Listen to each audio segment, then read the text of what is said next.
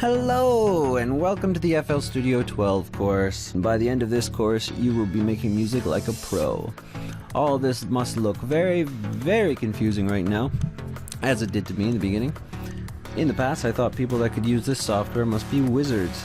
There must be something special about their minds, or maybe they must be some prodigious musicians. But honestly, this is a lot more simple than it may seem. You see all these knobs and dots and names and buttons, and what does this do? What is this? Is this even a fruit? Really, right now you have no idea, but I do not want you to be afraid of all of this. I want you to be excited, because you are going to understand all of this, and you're going to know exactly how to use everything useful in this application. Isn't that exciting? In one day, you can cover all the basic features on this and then remember them. And right from there, you'll be able to make beats, songs, anything right off the bat. For example, what will this turn out to be? Let's listen.